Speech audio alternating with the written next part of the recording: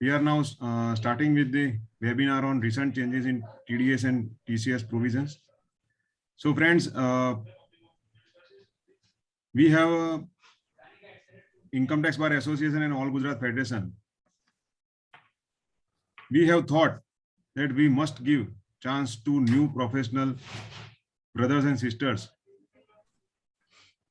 who are practicing since many years, but they have not received the platform to give their speech or to share their knowledge. So in a way, it's an initiative to introduce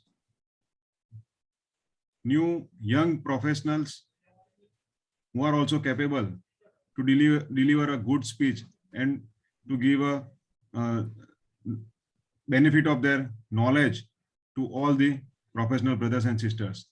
With that intention in mind, today we have a very young chartered accountant. She is practicing chartered accountancy in auditing and accountancy and taxation in since many years, but she has got a platform like AGFTC first time, and we are very much sure that you will get to learn about TDS and TCS provision from CA Chawla Thakkar. So we welcome you, ma'am. Thank you, sir. Am I audible now? Yes, you are audible. Thank you. So now I request President of Income Tax Bar Association, Sri Mridang Bhai Vakil, to give his brief speech. Thank you, Karthikeya Bhai. President of AGFTC, Shri Karthikeya Shah, my colleagues at ITBA, today's learned faculty, CA Chawla Thakkar, President and Honorary Secretary of all other co-organizations, from whole of Gujarat, fellow professional brothers and sisters. It gives me an immense pleasure to welcome today's faculty, CA Chawla Thakkar, from our own city, Ahmedabad. My thirst of knowledge leads me to deliver the goods by way of organizing one more webinar jointly with AGFTC.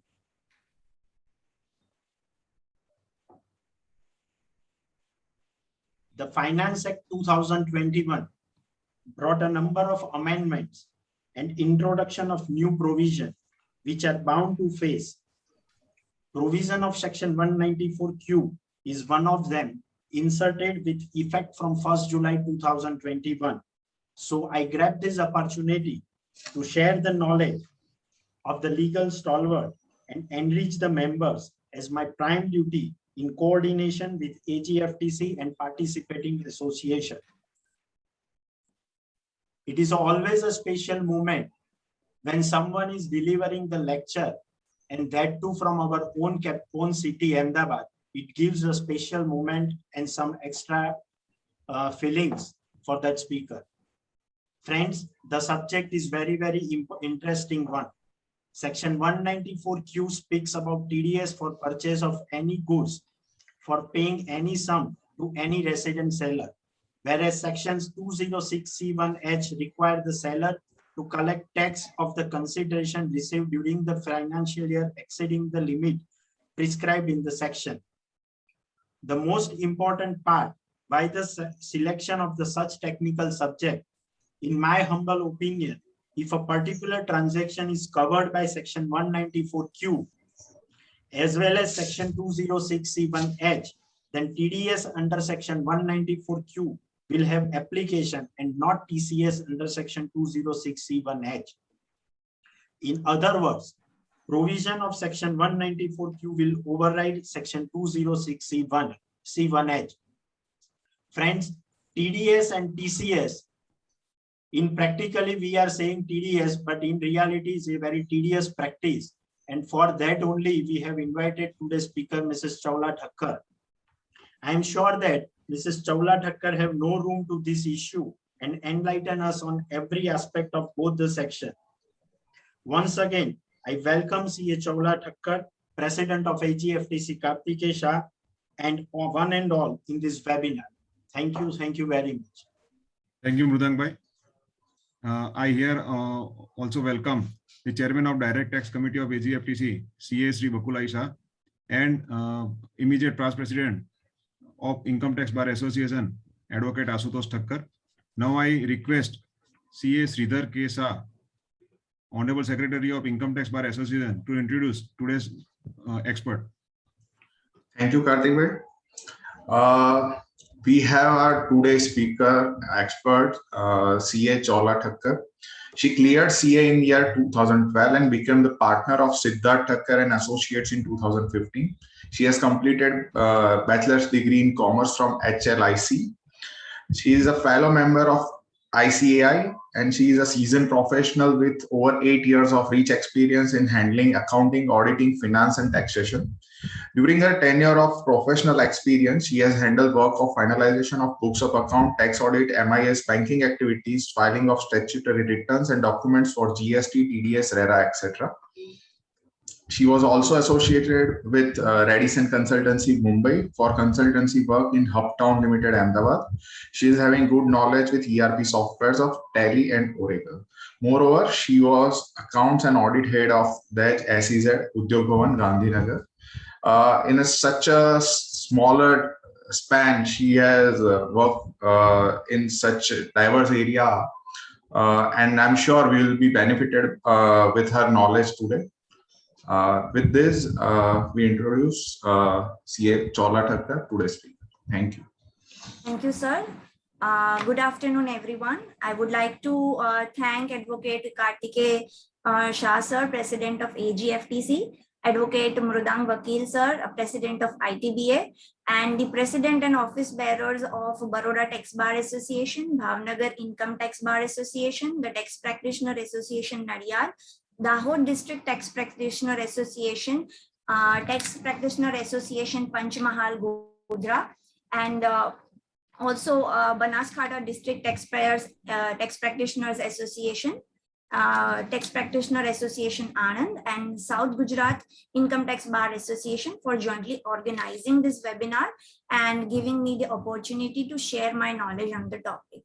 I would also like to thank CA Sridhar K. Shah, sir, for a warm welcome and my brief introduction to all of you.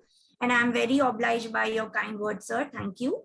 And I would also like to thank all the participants for sharing your, sparing your time and joining in this knowledge sharing webinar today. So before wasting much of time, I would like to start my presentation on the topic.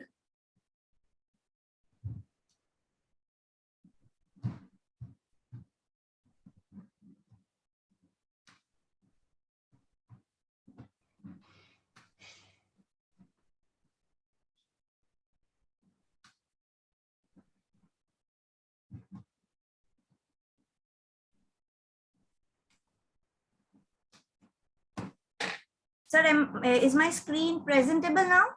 Yes. Okay, thank you.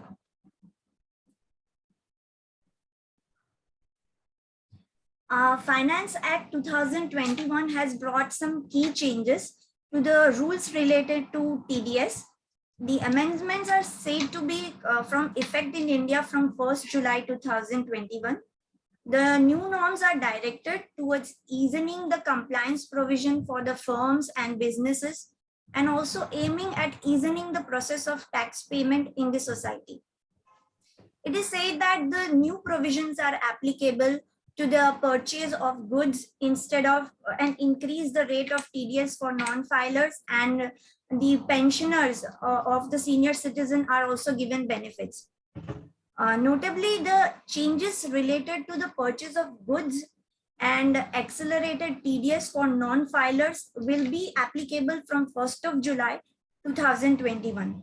On the other hand, the changes made to the provision concerning the pension income of the senior citizen will come in effect from 1st April 2021. Furthermore, it is applicable that throughout these all provisions are applicable for whole financial year 2021-22. Now, what is tax deducted at source? As per Income Tax Act, any payment that exceeds a certain limit is subject to tax deduction at source. Most importantly, a person or company making a payment is known as deductor, and he is responsible for deducting tax from source on behalf of the person receiving the payment, who is known as deductee. TDS aims to deduct and collect tax from the very source of income to avoid tax evasion. Now, only what is the transaction that are subject to TDS? Only those specified payments which are mentioned under the Income Tax Act are subject to TDS. The transactions or specified payments mentioned below are required to be deducted at source. Now, TDS and TCS rate has been reduced by 25% for FY 2021 due to COVID. However, with effect from 1st April 2021, original TDS TCS rate will be applicable for FY 21-22. So below is the list of all the TDS applicable for FY 21-22. And considering the topic and it is time constraining, I have put the table for your handy reference, and we will not go into the details of this section. So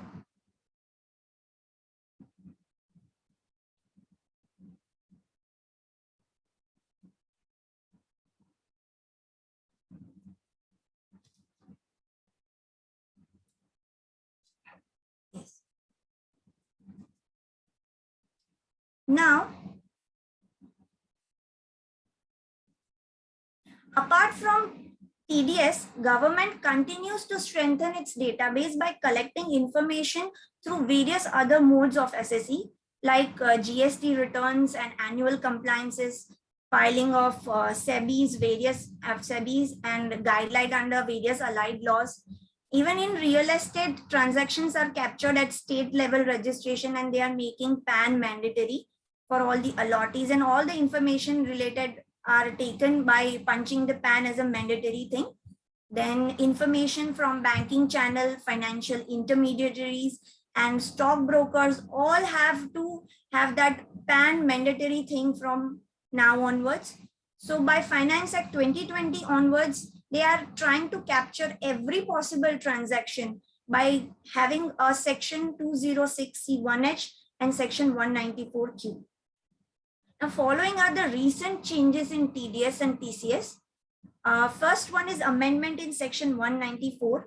We will be dealing with all these 8 components individually. So I'm just reading the headings for you. Amendment in section 194A, amendment in section 194IB, section 194P, section 206C1H, section 194Q, section 206AB, section 206CCA. Now, amendment in section 194, that is dividend other than dividend as referred to in section 1150. An exemption has been given from TDS on payment of dividend to the business trust. We all know that TDS is levied at the rate of 10%, and it is to be deducted for amount exceeding 5,000 in section 114 if the payee is an individual. Now, the question is, if the payee is not individual, then there is no threshold limit. So amendment has been brought in section 194 that no TDS is required to be deducted on payment of dividend to business trust by special purpose vehicle referred to in explanation to clause 23 FC of section 10 or any person notified. So in another words, we can say the dividend paid to real estate infrastructure trust or infrastructure investment trust shall be exempt from TDS. And this amendment will be taken effect from 1st of April 2021. Now, amendment in section 194A. 194A is for TDS on interest other than interest on securities. And amendment in this section is that no TDS on payment of interest by an infrastructure debt fund. Now, tax shall not be deducted on income in relation to zero coupon bond issued by infrastructure debt fund. And this amendment also will take into effect from 1st of April 2021. Third is amendment in section 194IB, higher rate of TDS for non-filers of ITR. As we all know that section 194IB provides for deduction of income tax from the payment of rent by certain individual or HUF, and the subsection 1 of the said section provides that any person being individual or HUF responsible for paying to a resident any income by way of rent exceeding 50,000 rupees for a month or a part thereof during the previous year shall deduct an amount equivalent to 5% of such income as income tax thereon.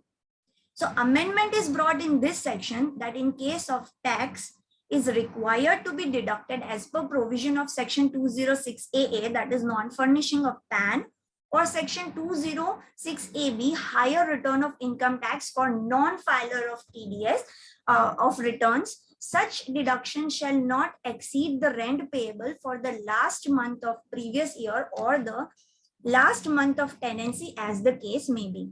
This amendment will take effect from 1st of July 2021. Now, section 194P, tax deducted in case of specified senior citizen. Now, section 194P of Income Tax Act was inserted by Finance Act 2021, and the provision of section 194P provides a conditional relaxation to specified senior citizen for filing the income tax return. Now, what is the meaning of specified senior citizen and what is the meaning of specified bank?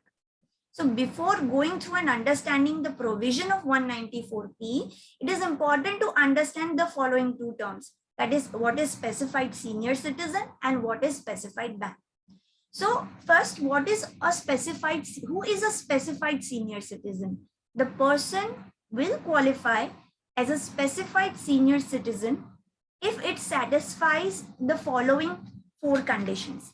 Number 1 is the senior citizen should be of the age of 75 years or more during the previous year. And the second condition is the senior citizen should be resident in India. And the third condition is the senior citizen should be receiving only 2 incomes, pension income and interest receivable from specified bank from which he is receiving the pension income. And the fourth condition is that the senior citizen has furnished a required declaration to the specified bank. Now, what is a specified bank? So a specified bank means a bank that is notified by the central government. So basic understanding of section 194P is that the provision of 194 states as under, it is for the specified senior citizen, and the specified senior citizen is required to submit a declaration. Based on the declaration, the specified bank will compute the total income of the specified senior citizen, and after giving effect of the deduction available under section 80C to 80U and rebate which is admissible under section 87A of the Income Tax Act, and deduct the appropriate income tax on such total income of the specified senior citizen. Now, what is the benefit available to specified senior citizen under this section 194P? Once the tax is deducted by the specified bank under section 194P, the provision of section 139 will not apply to senior citizen. So in nutshell, such senior citizens are not required to furnish the income tax return. Now they have to file a declaration. As seen above, the TDS will be deducted by the specified bank on the basis of the declaration given by the senior citizen.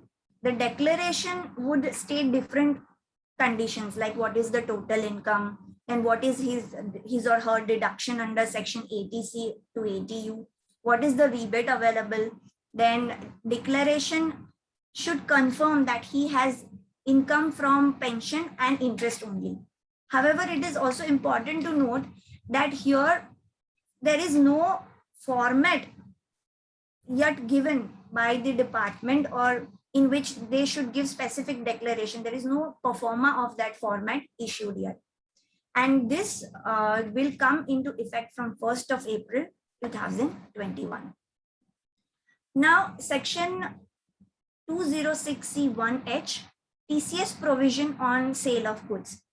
So in existing section 206C, in of the Income Tax Act, a new subsection is inserted, subsection 1H by Finance Act 2020, and this provision is made effect from 1st of October 2020, which provides that a seller whose sales, gross receipt or turnover is more than 10 crore in immediately preceding financial year, who receives any amount as consideration for sale of goods of the value, whether it is single or aggregate, in excess of rupees 50 lakhs in any previous year. The time of collecting is at the time of receipt of the sale consideration from the buyer exceeding rupees 50 lakh. The word is exceeding rupees 50 lakhs. So TCS rate will be 0.1%. And if the PAN is not available, the rate will be 1% of the consideration received in excess of 50 lakhs rupees. This has already created a lot of ambiguities due to the reason that it was made applicable during the mid of the year. To top it up, the government introduced Section 194Q in the name of resolving the ambiguities created by Section 206C(1)H, which is in essence doubling up the issues. So which section will prevail in case of overlapping between Section 194Q and 206C(1)H? The answer to this question is already noted, that it will be Section 194Q will prevail over Section 206C(1)H. And here you need to also note one thing: the Act is very clear about collecting TCS on amount of receipt of sale consideration and not the sales value. So whatever you receipt as a sale consideration, on that you have to consider the limit, whether if it is exceeding 50 lakh, an amount exceeding 50 lakh will be taken into consideration. Now CBDT has also issued circular number 17 of 2020 as a guidelines for clarifying about Section 206C(1)H, and some of them important one we are covering here. First one is adjustment of sale return or discount on sale or GST. So CBDT has clarified that no adjustment on account of sale return or discount or indirect taxes including GST is required to be made for collecting of TCS under Section 206C(1)H, since the collection is made with reference to receipt of income for the sale consideration. Thus TCS is to be collected on amount including GST. Now, whether the tax is required to be collected in respect of amount received before 1st of October 2020 or not. Since subsection 1H of Section 206C of the Act applies on receipt of sale consideration, the provision of this subsection shall not apply on any sale consideration received before 1st of October 2020. Consequently, it would apply on all the sale consideration, including advance received for sale on or after 1st of October 2020, even if the sale was carried out before 1st October 2020. Applicability on sale of motor vehicle. The provision of Section 206C(1)F of the Act applies to the sale of motor vehicle of the value exceeding 10 lakhs rupees. Now, Section 206C(1)H exclude from its applicability goods covered under subsection 1F. While subsection 1F is based on single sale of motor vehicle, subsection 1F is for the receipt above 50 lakhs of rupees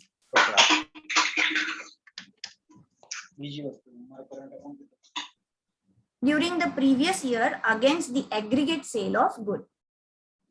Well, subsection 1F is for the sale to customer only and not to dealers. Subsection 1H is for all the sale above the threshold.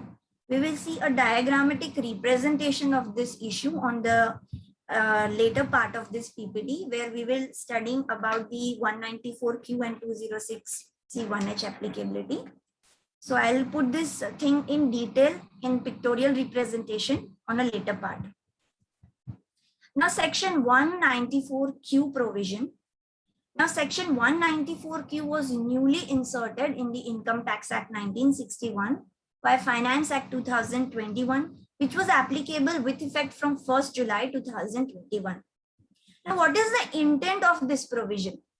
If you see the memorandum explaining the provision of Finance Bill 2020 of TCS, it explained that further, in order to widen and deepen the tax net, it is proposed to amend Section 206C to levy TCS on goods above the specified limit.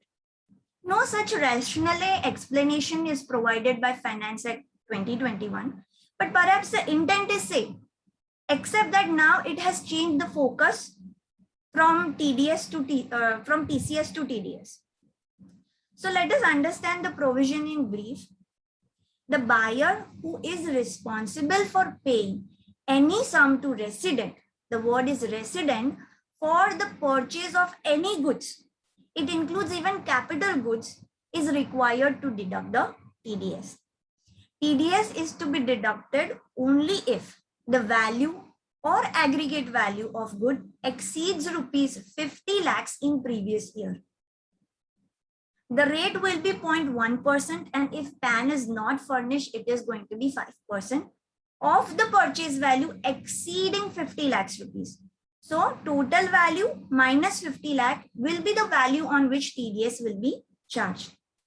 TDS is to be deducted at the time of credit or payment, whichever is earlier. The buyer means a person whose total sales, gross receipts or turnover from the business carried on by him exceeds rupees 10 crores during immediately preceding financial year in which goods are purchased. Further, the central government may by notification in official gazette specify the list of persons who shall not be considered as buyer for this matter. Provisions shall not apply to the transactions on which, number one, tax is deductible under any of the provisions of the Act, and tax is collected under Section 206C other than Section 206C 1H. So provision of TDS applies mutatis mutandis. All the section other are applicable for Section 194Q. Now, what if there is a non-compliance of TDS? As per Section 40 AIA of Income Tax Act 1961, in case of non-deduction or non-payment of TDS, the amount to the extent of 30% of the value of transaction on which TDS was to be deducted shall be disallowed to the buyer. For example, let us take that goods are purchased of 55 lakhs. The value of goods on which TDS has to be charged will be 5 lakhs, that is exceeding 50 lakhs. So TDS will turn out to be 500. Now TDS is not deducted by the buyer in the case. Then what will be the amount of disallowance? It will be 30% of 5 lakhs rupees. That is the amount on which the TDS should have been deducted. And it turns out to be 1.5 lakhs rupees. Even just in the case of 206C1H, the CBDT had given circular. In the same way, CBDT has issued circular number 13, dated 30th June 2021, for providing guidelines under Section 194Q. Some of the important ones with practical examples we are going to study. TDS on advances. It is requested to clarify if the provision of Section 194Q of the Act shall apply to advance payment made by the buyer. It is clarified that since the provision apply on payment or credit, whichever is earlier, the provision of Section 194Q of the Act shall apply to the advance payment made by the buyer to the seller. But if either of the two events has happened before 1st of July 2021, that transaction is not subject to the provision of Section 194Q of the Act. Calculation of threshold for financial year 2021-22. Now, CBDT has clarified, since the threshold of 50 lakhs rupees is with respect of the previous year, calculation of sum for triggering TDS under Section 194Q shall be computed from 1st of April 2021. So For considering the limit, you have to consider the purchases from 1st April 2021. Hence, if a person being buyer has already credited or paid 50 lakhs rupees or more up to 30th of June 2021 to the seller, the TDS under section 194Q shall apply to all the credits or payments during the year on or after 1st July 2021 to such seller. Let's say Mr. M is having a turnover, sorry.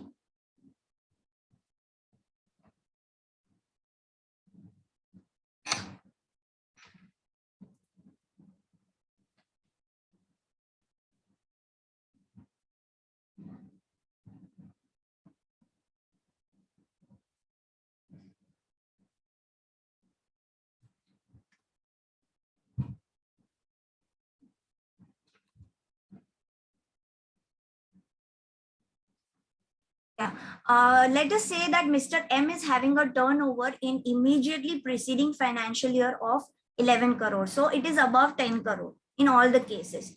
So first condition is fulfilled for us. Now let us take case 1. If Mr. M has purchased goods on 30th of June for 15 lakhs and on 1st July he is again purchasing of 50 lakhs, then the TDS will be applicable at 0.1% on the 15 lakhs rupees. 65 minus 50, 15 lakhs. Case number 2, 20 lakhs was purchased on 30th of June and 60 lakhs was purchased on 1st of July. So TDS will be on 30 lakhs of rupees. In the case 3, 60 lakhs is already purchase amount which is in excess of 50 lakhs of rupees on 30th of June. And again on 1st of July, 50 lakhs more is purchased. So TDS will be on 50 lakhs of rupees as the limit of 50 lakhs has already been exhausted before 1st of July 2021. Similarly, case number 4, 60 lakh is the purchase on 30th of June. On 1st July, 40 lakhs is the purchase amount. So TDS will be on the 40 lakhs rupees. Now, case number 5, he has already purchased 55 lakhs of goods on 30th of June. And he is making the payment of such purchase of 55 lakhs on 15th of July. Then the provision of section 194Q will not apply because they have already credited before the 1st of July 2021. Let's say case number 6, 55 lakh is the advance payment on 30th of June and such purchase is recorded on 55 lakh on 1st of July 2021. Here also TDS will not apply because the condition was payment advance or credited, whichever is earlier. So 55 advance is already paid before 1st of July, so no TDS will apply. Case number 7, 55 lakh advance has been paid on 30th of June. For that, they have recorded the purchase on 55 lakh. So that will not come into account for TDS, but he again makes an advance payment of 40 lakhs rupees. Now 55 lakh payment and purchase has already been recorded. So your limit, threshold limit of 50 lakhs has been done. So for that 40 lakh, on 40 lakh amount of advance, though it is not the purchase recording of credit of purchase, but it is advance, still 40 lakh will be liable to be deducted for TDS at the rate of 0.1%. Now, next explanation by CBDT is for TDS on purchase return. Further, with respect to purchase return, it is clarified that tax is required to be deducted at the time of payment or credit, whichever is earlier. Thus, before the purchase return happens, the tax must already be deducted under section 194Q of the Act on that purchase. If that is the case and against this purchase return, the money is refunded by the seller, then this tax deducted may be adjusted against the next purchase against the same seller. but no adjustment is required if the purchase return is placed by the goods of the seller, and in that case the tax has already been deducted under section 194Q of the replaced goods. Let us take an example. Mr. M has purchased goods worth rupees 70 lakh plus applicable GST at 5% and credits the seller account on 1st of July 2021.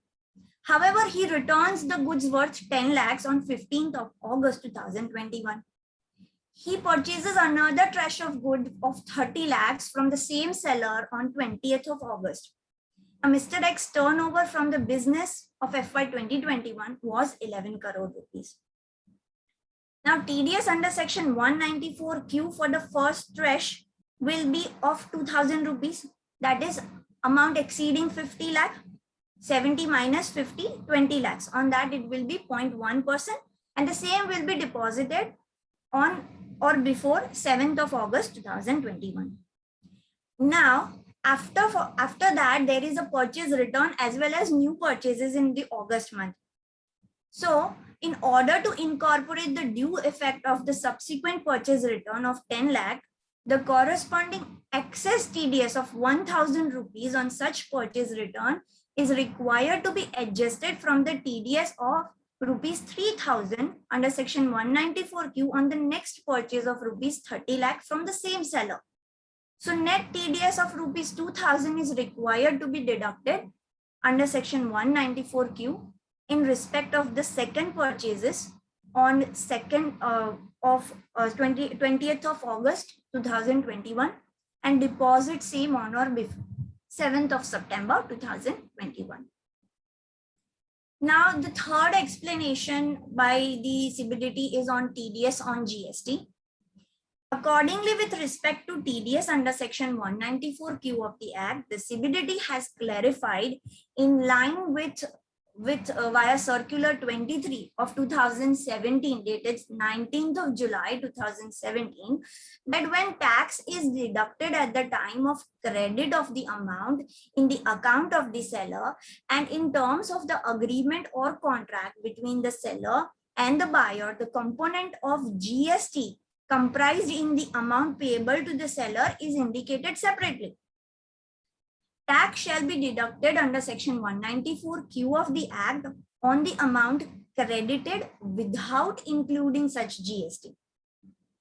However, if the tax is deducted on payment basis, because the payment is earlier than the credit, the tax would be deducted on the whole amount as it is not possible to identify that the payment is with GST component and it will be done in the future in the invoice.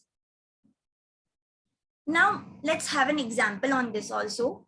Mr. M has purchased goods worth rupees 55 lakhs plus applicable GST at 5% on 30th of June 2021. He makes payment of the said purchase on 15th July. He purchases another trash of goods worth rupees 40 lakhs plus applicable GST 5% on 1st of July 2021 from the same seller and credits the seller account in his books on 1st of July 2021. Now, M's turnover from his business in FY 2021 was 11 crore. So it is about 10 crore. In this case, Mr. M shall be required to deduct TDS of 0.1%, which turns out to be 4,000 rupees. That is on 40 lakhs of rupees, as the threshold limit of 50 lakhs has already been crossed. And since the GST, which amounts rupees 2 lakh, has been indicated separately in the purchase invoice, 194Q shall not be deducted on this GST amount.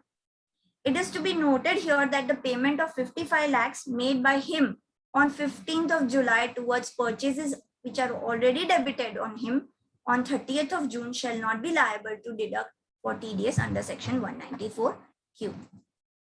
Similarly, if we take for one example of advances, Mr. M makes an advance payment of 55 lakhs for the purchase of goods on 30th of June and debits such purchase in his books on 15th of July along with applicable GST of 5%. further makes an advance payment of 40 lakhs in respect of the purchase for another trash of good on 1st of July from the same seller and debits the same in his book as purchase of rupees 38 lakh 9,525 and GST of 1,90,475 after deducting the applicable GST at 5% indicated separately in the purchase invoice. Now, Mr. M's turnover is same above 10 crore in the previous financial year, preceding to the previous financial year. In this case, Mr. M shall be required to deduct TDS on 40 lakhs, full advance of 40 lakhs rupees, and not just on 38,9,525. As the purchase is subsequently booked in the books and they are done by a reverse calculation to adjust the applicable GST. So whole 40 lakhs will be subject to TDS under section 194Q. Now next is whether the tax is to be deducted when the person is a person whose income is exempt. It is requested to clarify if the provision of section 194Q of the Act shall apply to a seller whose income is exempt. To remove the difficulty, it is clarified that the provision of section 194Q of the Act shall not apply to the purchase of goods from a person being a seller who is a person exempt from income tax under the Act, like person exempt under section 10 or under any other act passed by the Parliament. Similarly, with respect to 206C1H of the Act, it is clarified that the provision of this subsection shall not apply to the sale of goods to a person being a buyer who as a person is exempt from income tax under the Act, like person exempt under section 10 or any other act passed by the Parliament like RBI, ADB Act, etc. The above clarification will not apply if only a part of income of the person being a seller or a buyer, as the case may be, is exempt. So if he is having exempt income as well as taxable income, then such kind of exemption will not be given to him, and for him 194Q as well as 206C1H will be applicable for that seller or buyer, as the case may be. Now, example, Messrs. SEZ Enterprise is an eligible SEZ entity registered under section 10AA of the Income Tax Act, and Mr. M purchases goods worth rupees 60 lakhs from Messrs. SEZ Enterprise. So Mr. M is a deductor in this case on 1st of July 2021, and the business turnover of M in 2021 was 15 crore. In this case, since the income of the seller entity, that is Messrs. SEZ Enterprise, is exempt under section 10AA of the Income Tax Act, the buyer, Mr. M, will not be liable to deduct TDS under section 194Q in respect of his purchase of 60 lakhs from Messrs. SEZ Enterprise. Now, whether the provision of section 194Q of the Act shall apply to a buyer who has turnover or gross receipt exceeding rupees 10 crore, but the total sales or gross receipt or turnover from business is rupees 10 crore or less. Now, CBDT has clarified that for the purpose of section 194Q of the Act, a buyer is required to have total sales or gross receipts or turnover from the business carried on by him exceeding 10 crore rupees during the financial year, immediately preceding the financial year in which the purchase of good is carried out. Hence, the sale or gross receipt or turnover from the business carried on by him must exceed rupees 10 crore. His turnover or receipts from non-business activity is not to be counted for this purpose. Now, example for this case is Mr. M has purchased goods of 70 lakhs plus applicable GST 5% on 1st of July 2021 and credits the seller account in his book on the same date. His receipts or turnover from his business in FY 2021 was 10 crore, exact 10 crore rupees, and his interest income from fixed deposit was 50 lakhs. This interest income of 50 lakhs on fixed deposit, though credited in P&L account under the head income from other sources in its ITR for assessment year 21-22, it will not be considered. In this case, non-business income of Mr. M, that is interest income of 50 lakh, will not be taken into the threshold limit calculation of exceeding 10 crore limit.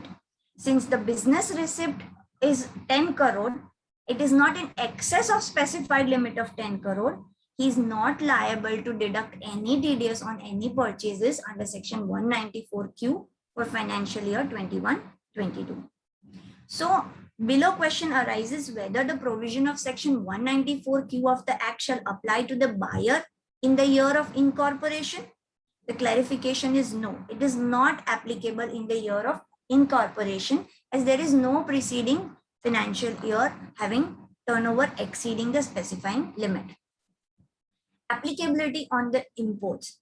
Since this section is applicable only when the purchases are made from a resident seller, hence no TDS shall be deducted in case of imports. Now, cross application of section 194O, section 206C1H, and section 194Q of the Act. Clarification was given for first instance if the tax is deducted by e-commerce operator under section 194 of the Act, and then that transaction shall be subject to shall not be subject to TDS under section 194Q and section 206C1H. If a transaction is both within the purview of section 194Q and 194O or 206C1H, then in that case 194O will prevail and not section 194Q. If a transaction is both within the purview of section 194O as well as 206C1H, TDS under section 194O will be required and the transaction shall come out of the purview of section 206C1H. It is clarified that here primary responsibility is on e-commerce operator to deduct the tax under section 194O of the Act, and that responsibility cannot be condoned if the seller has collected tax under section 206C1H of the Act. This is for the reason that the rate of section 194O is higher than the rate of TCS under section 206C1H. If a transaction is both within the purview of section 194Q and 206C1H, then the tax is required to be deducted under section 194Q. However, for any reason, tax has been collected by the seller under section 206C1H of the Act before the buyer could deduct the tax under section 194Q of the Act on the same transaction, such transaction would not be subject to tax deduction again by the buyer. This concession is provided to remove the difficulty, since the tax rate of deduction and collection under both the section is same. Section 194Q is not applicable in case of purchase of shares and security and electricity. It has been clarified in caption in the CBDT circular that the provision of section 194Q of the Act shall not apply on number 1, purchase of shares and securities which are traded through recognized stock exchange or are cleared and settled by recognized clearing corporation, including those located in international financial service center. Purchase of electricity, renewable energy certificates and energy saving certificates traded through registered powerhouses. Now, example to it is if Mr. Mayank purchases equity shares of Reliance Industries worth 80 lakhs on 1st of July 2021 on BSE, he will not be required to deduct TDS under section 194Q on such purchases of shares. Now, as I have said earlier, we will discussing the motor car TDS TCS provision. So CBDT Circular 22/2016 makes TCS applicable to sale of motor car at a retail level, and it will be applied to sale of motor car manufacturer to distributor or retailer. Thus, retail company will collect TCS. Section 194Q is not applicable to tax collectible under Section 206C, since no tax is collected by manufacturing company and distributor company pursuant to circular exemption. Section 194Q will be applicable. So, the retail company has to deduct tax on payment to distributor company, and distributor company has to deduct tax on the payment of manufacturing company.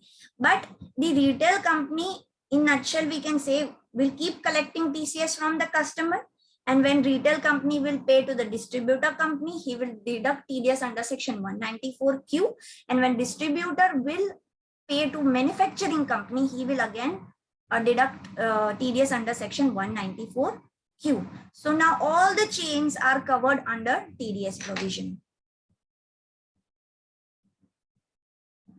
I have tabulated the TDS versus TCS provision for the ready reference.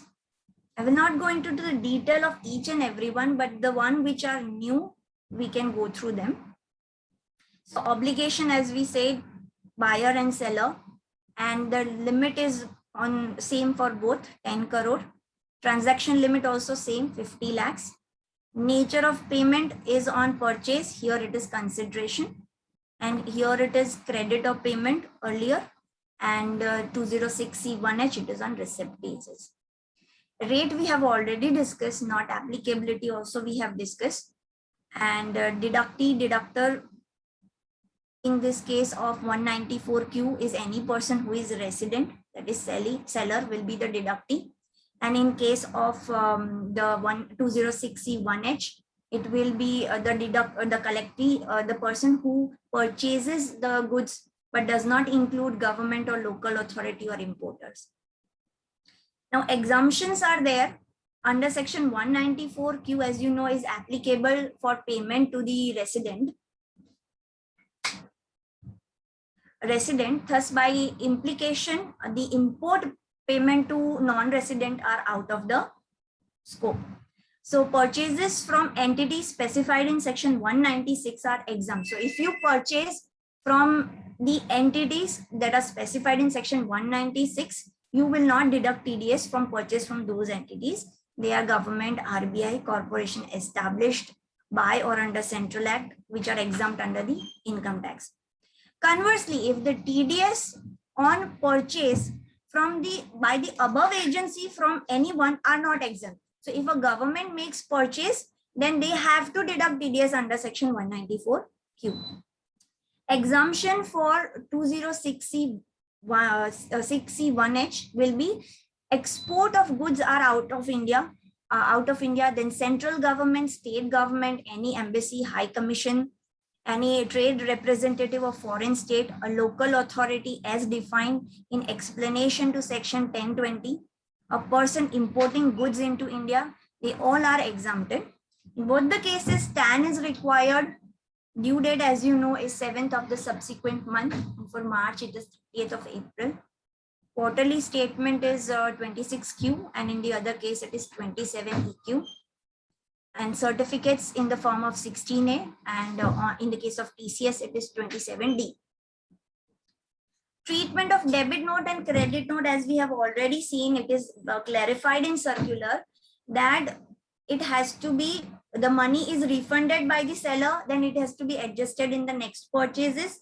And if it is in, if the goods are exchanged with the goods, then there is no adjustment required. And since TCS is required to be collected at the time of receipt of the consideration, no question of credit note arises. Any adjustment of credit or debit note must have already been done by the buyer for making payment to the seller.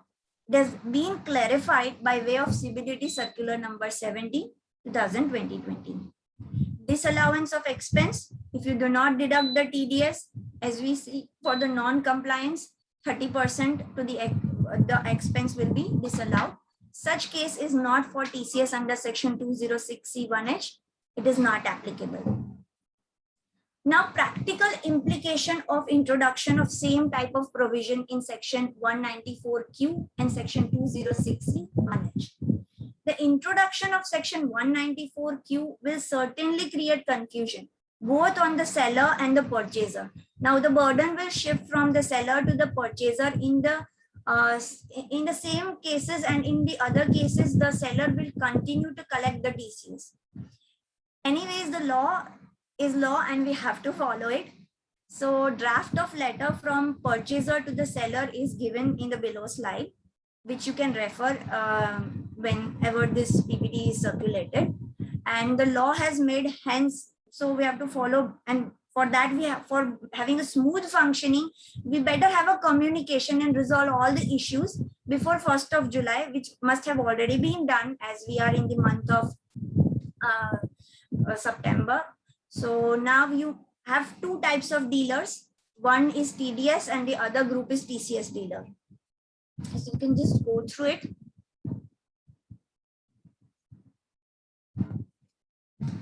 I have even, for a better understanding, given in a flow chart manner. So what will be the flow of transaction identification, which you can refer. Now, interplay between the provision of section 206C 1H and 194Q can be understood with the help of below table. In the first instance, the buyer has turnover less than 10 crore and the seller has turnover above 10 crore.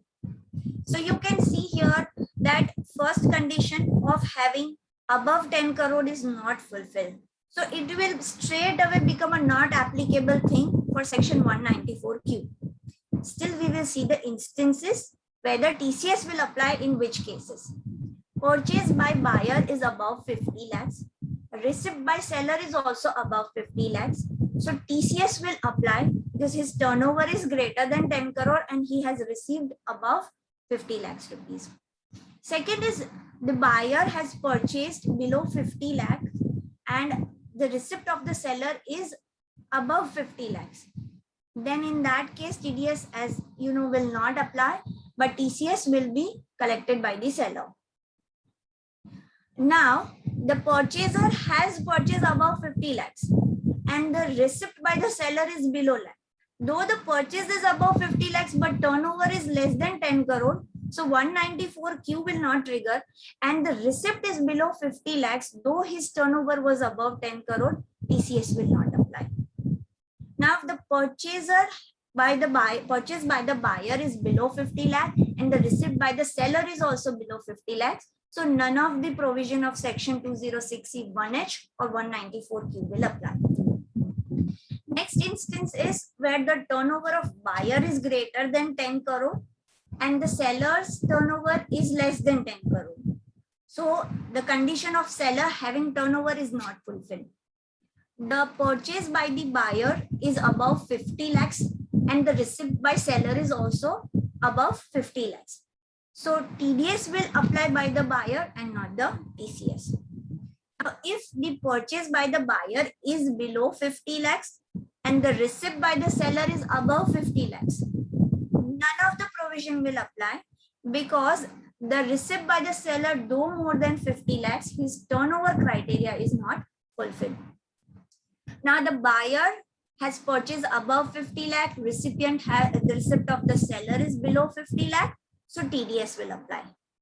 And in the last instance, both have below 50 lakhs of purchase or receipts, as the case may be, so none of the provision of their TDS or TCS will apply. Now, the last instance, the turnover of both buyer and seller are above 10 crore rupees. Purchase by the buyer is above 50 crore and receipt by the seller is also above 50 crore. So as per the rule, the TDS under section 194Q will supersede section 206C 1H. So TDS will be deducted by the buyer. Now the purchase by the buyer is below 50 lakhs. Receipt by the seller is above rupees 50 lakhs. So whether TDS or TCS, what will apply? Now in this case, as you know, though the turnover criteria is fulfilled, the purchase is below 50 lakh. So TCS will be collected by the seller. In the next example, the purchase by buyer is above 50 lakhs and the receipt by seller is below 50 lakhs. So straight away TDS will be deducted by the buyer. And in the next instance, both are having purchase and receipt below 50 lakhs of rupees. So in that case, neither TDS will apply nor TCS will apply. Now, Finance Act 2021 has introduced two new sections. That is Section 206AB and Section 206CCA. This is a special provision that provides for deducting or collecting tax at higher rates. Through this section, an attempt has been made to penalize and trace down the defaulters who, despite of having the taxable income, do not file their income tax returns. So Section 206AB provides for a higher rate of TDS, while Section 206 CCA specifies the higher rate of TCS. So as I have said, it is inserted by Finance Act 2021. It is applicable from 1st of July 2021. Applicability of this section: when tax is required to be deducted under Income Tax Act other than Section 192, 192A, 194B, 194BB, 194 LBC, or 194M, and just a second.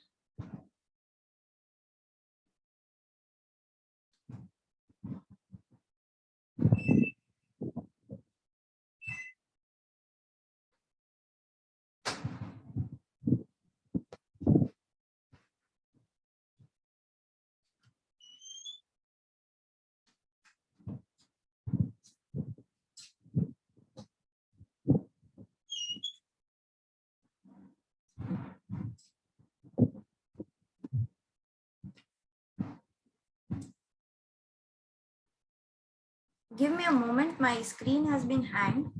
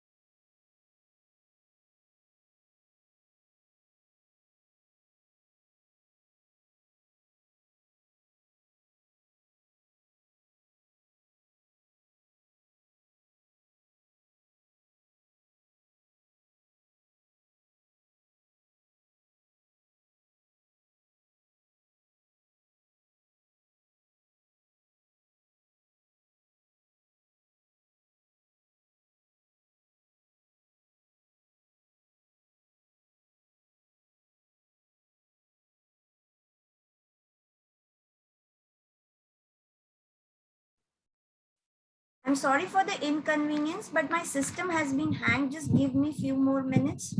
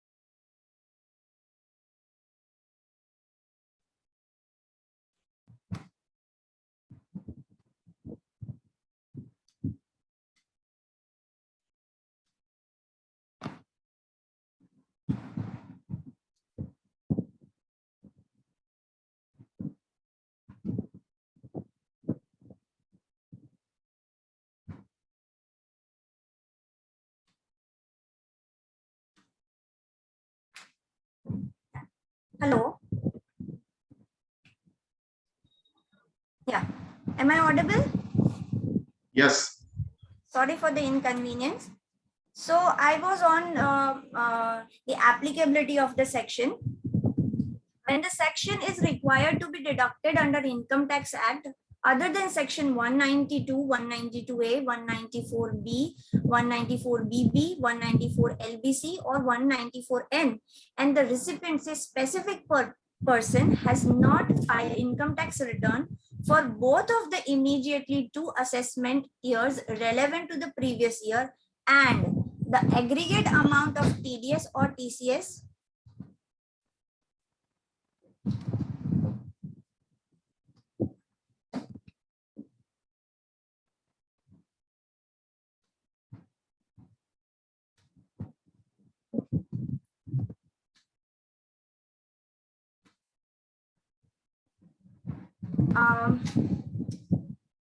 and the aggregate amount of TDS or TCS in each of the two assessment year is more than 50,000 rupees. The consequence is that the rate of TDS deducted should be doubled or 5%, whichever is higher. The conditions are attached that in case of section 206 AA is applicable, then the rate as per section 206 AA or section 206 AB, whichever is higher, is to be deducted. Conditions for evaluation. The assessment years to consider in evaluating should be those whose date under section 139(1) of for the return filing has not expired.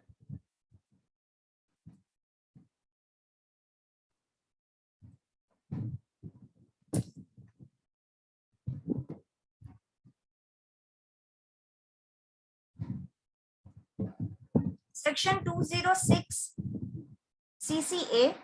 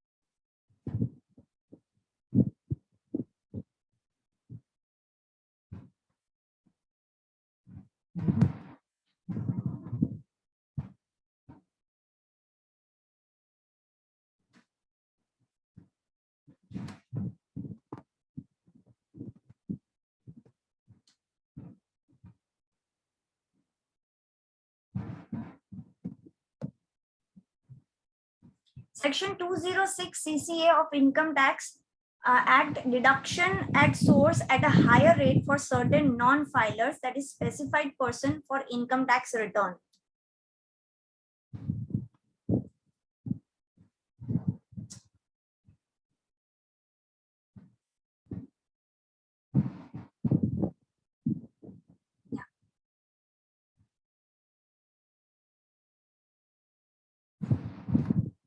Applicability: when the tax is required to be collected under Income Tax Act and the payer, say specific person, has not filed tax return for both or immediately two assessment year relevant to the previous year, and the aggregate amount of TDS or TCS in each of the two assessment year is more than 50,000.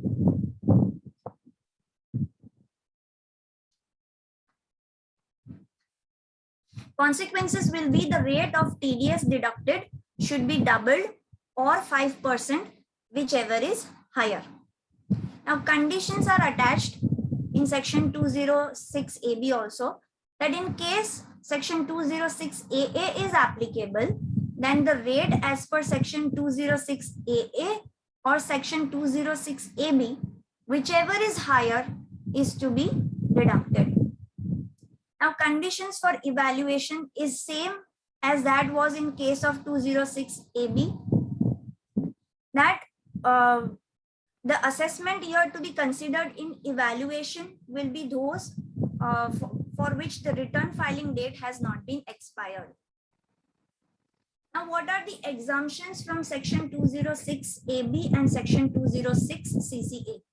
Section 206 AB and section 206 CCA shall not apply to the below mentioned transaction.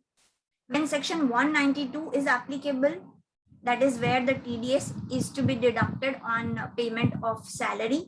Section 192A, where TDS is to be deducted from the withdrawal of balances from the recognized provident fund. Section 194B, where TDS has to be deducted from winning from lottery, crossword puzzle, card game, etc. Section 194BB, where TDS has to be deducted from winning from horse races. Section 194 LBC, where TDS has to be deducted from income from investment in securitization. And section 194N, where TDS has to be deducted from the payment of certain amount in cash. So whether section 206 AB and or section 206 CA is applicable or not, you have to consider one thing, whether that person is specified person or not. So for that, he has to be resident. He should not have filed income tax return for 2 relevant assessment year, and those are time barred, and aggregate TDS and TCS for both the year is rupees 50,000 and more. So if he is a specified person, then what will be the rate applicable? If for TDS under section 206 AB, it will be higher of twice the rate or 5%. In case of TCS, it is twice the rate or 5%, whichever is higher. And if the PAN is not furnished for both TDS or TCS, it will be 20%. Now let us see the example for these two sections. Mr. M may become a specified SSE or not in various cases. Let us find out. In first instance, for FY 18-19, the income tax return is not filed. For FY 19-20 also, the return is not filed. For 2021, as you know, that the date of ITR for individual is not expired yet. So that's not the case for us. For us, the financial years will be 18-19 and 19-20 to check the applicability. Now, TDS and TCS from Mr. M to be deducted or collected by any person. For that, they will check the financial year 18-19, it was 40,000. And for FY 19-20, it is 18,000. I have taken an example of section 194C. So I have put the applicable rate at 1%. But in any instant, if it is of 194 GB, it may be 10%, then the double rate comes up 20% or 5%, whichever is higher. So it will come up 20%. So as you can see, since Mr. M has TDS plus TCS less than 50,000 in single relevant year, that is FY 18-19. So 206 AB is not applicable, though he has not filed the income tax return for 2 preceding financial assessments year. Now, the second case is he has not filed the return for 18-19 and he has not filed for 19-20 also. And TDS for 18-19 was 80,000 and for 19-20 it is also 80,000.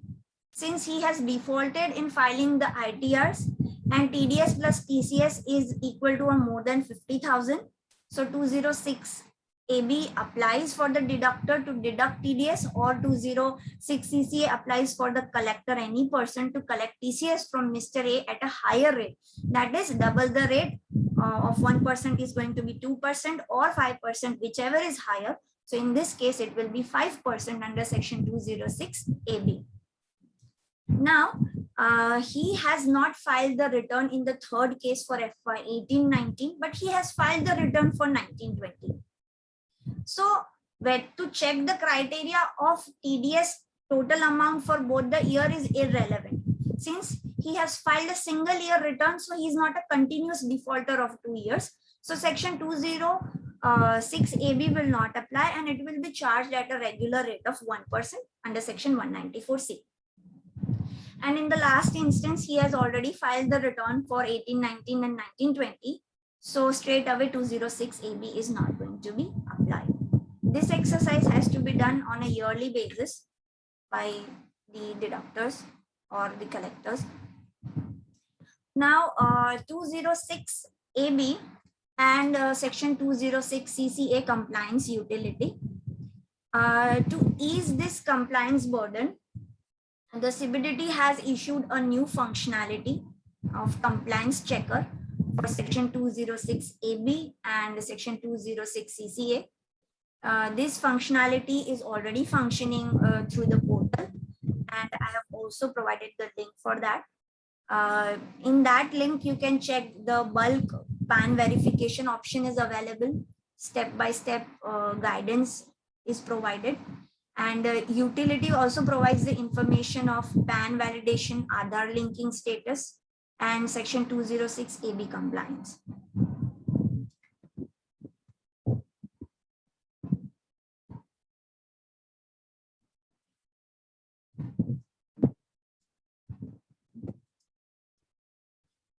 For an easy reference, I'm just putting this on the screen just for you to see. Otherwise, I will attach this or send this PDF of compliance checker, and I will request the coordinator to circulate it along with the PPT. I'll just quickly just scroll down and show you that they have given a very brief as well as detailed stepwise tutorial how to see this. And apart from giving steps, they have also given the screenshots of how to do this. It's a TAN based by which you can log in and see about whether your deductee or collectee is a defaulter in filing the returns or not. At the end, you will see this CSV file you will get in, as you can see, in a tabulated manner. You can see the PAN. This is the bulk verification. So it's you can have a list of people together to see. So they give PAN number, name, PAN allotment date, then PAN and Aadhaar linking status, whether they are exempt, linked, not applicable, not linked, and whether they are specified person under section 206 AB or not. So if they are a specified person, then that section will trigger, and you have to maintain a list that whenever the transaction with such parties happen, then you have to apply the TDS rate under section 206 AB, not the regular one. So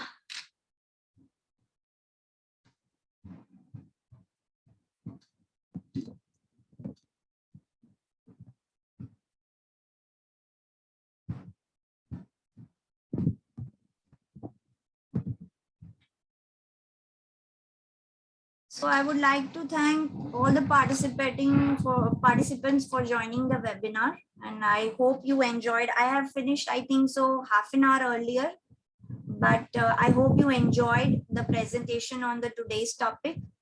And if you have missed any part or you couldn't attend, any of your friends and want to refer, then I will circulate the PPT and you can go through it. Thank you for your attendance, and I hope your all the doubts has been clarified on the topic, and I hope the best for all of you and success for your future. Thank you so much, Madam Chawla, Madam. I just want to confess that the way you have done hard work and the way you have prepared a PowerPoint presentation and the way you have delivered with a very clear speech and clear concepts in your mind, we have understood the TDS, the most technical TDS and TCS provision in a very lucid way. So I literally, I want to thanks from AGFTC and IT Bar from the bottom of my heart that you have done a great hard work and you have a long way to go. Thank you, sir. We wish you a very best future in public speaking. and we wish that you will come up on the platform AGFTC and IT bar with new subjects.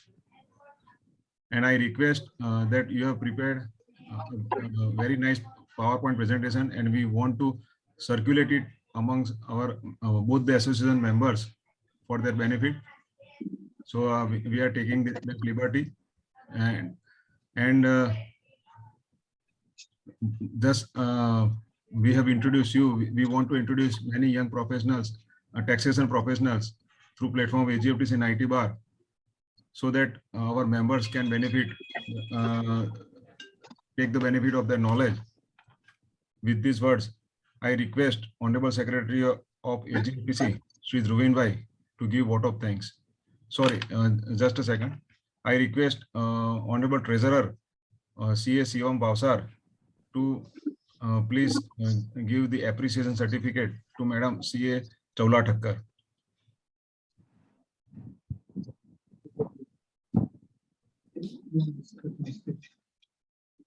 Thank you so much, sir. Thank you so much, Madam. Now I request Honorable Secretary of AGFTC, Shri Dhruvin Bhai Mehta, to give vote of thanks. Thank you, President.